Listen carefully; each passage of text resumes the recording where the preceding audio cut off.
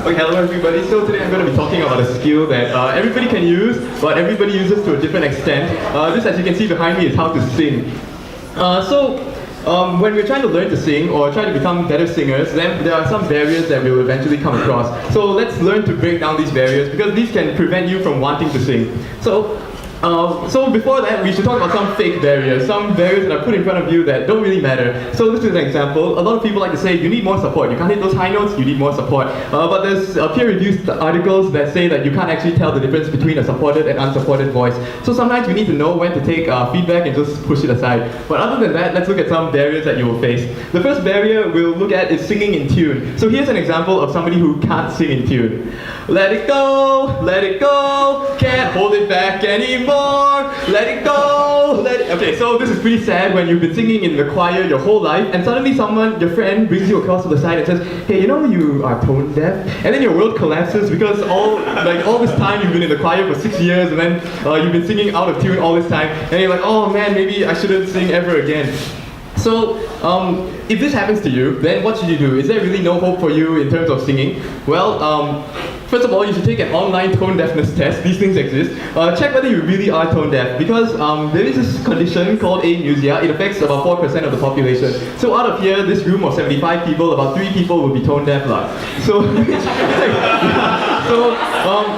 but the thing is that you might not be and you can still work your way out of it. So let's look at what you should do. So number one, take a tone deafness test to make sure you really are tone deaf. Because if you are, then you can actually train yourself with online resources. But if you find that actually you're not tone deaf, because out of the 75 people here, 72 of you aren't tone deaf, so maybe you just can't sing in tune. So what you need to work on is training your ear to be able to hear your throat, to be able to hear your own voice and make adjustments accordingly. So how are we going to do that? Now, first thing you can try to do is put files across your face like that, and what it will do is you will be able to hear your voice for how others hear you instead of how you hear yourself.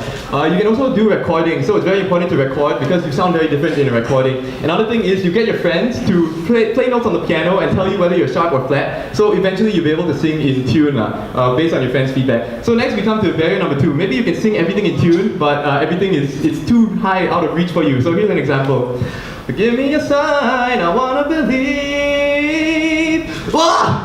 Whoa! Oh man, okay, maybe I can't sing, guys, it's too high, man. So, before we get into how do you break this barrier of range, let's talk about voice types. So there's roughly speaking 6 voice types. For males, tenors, baritones, and basses. For women, sopranos, altos, and contraltos.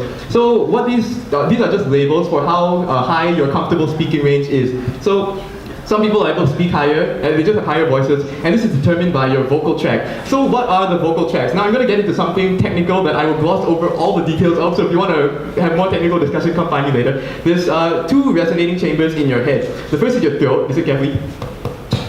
Okay, so that's my throat. The second is the mouth. So that's the mouth. So these things have frequencies at which they resonate, and these are anatomical. So you are born with them, they're kind of stuck at 21, so don't try to change them. Okay, so technical part. Now, so there are fixed frequencies at which you can sing. This is your throat, this is your mouth. So as you sing higher and higher, eventually you reach a frequency where your throat says, I'm not going to resonate anymore. And then you crack, because, yeah, so these resonances get cut off. Okay, so you want more technical explanation, come find me later.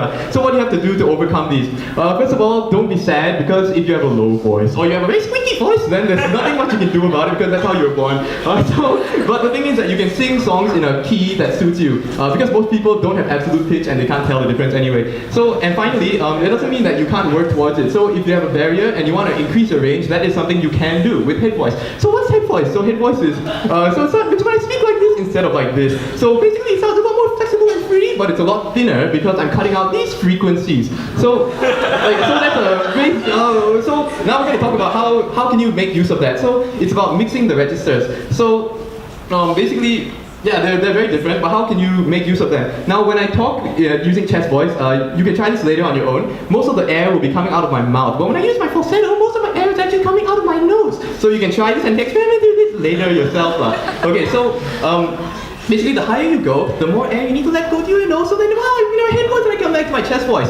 So basically, how do you overcome this range barrier? You need to be able to blend the registers from chest to head voice using nasal airflow. So let more and more air go to your nose. So let more and more air go to your nose, and then it will eventually go into your chest, your head voice, and you'll be able to come back down. So this may take years of practice, but you can strengthen the head register and eventually use it. So Unfortunately, I have no time to do any demonstration, but it's okay. So now let's say that you've overcome this range barrier. Now you have a few more things you need to cover to a bit more. You need to learn vibrato. You need to be able to do compression control. So let's be able to sing gently and be able to sing angst. You need to be able to do effects like screaming. You need to be able to do dynamics, so be able to go louder and louder. You need to be able to do twang, overdrive, compression control, breath support, vowel modification, tremolo, formants. Oh no, when does the learning end? And the thing is that the learning never ends. So we can all work towards perfection, but there is no perfect vocalist. So as we work towards our goal, it's very important that when we sing, we're not trying to sing to show off how good we are at singing, because that's never the reason why you do something. But we're singing to express a message. So like right now we might feel like, oh man, there's actually a lot of things to learn, right? But so maybe I shouldn't start, but that's not the case. So if you're in a soccer team, you don't just play practices after practices to never go out there and finally play soccer. Otherwise, there's no point.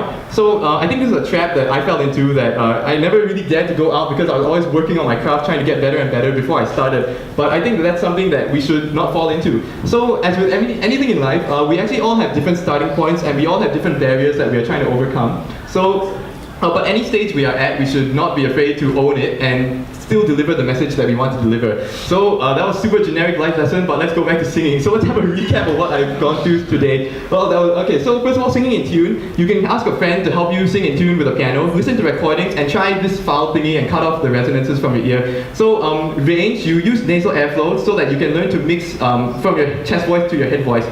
Finally, for becoming polished, it's okay to work on your craft to aim towards perfection, but for every stage you are at, remember to sing for the joy of singing. Thank you.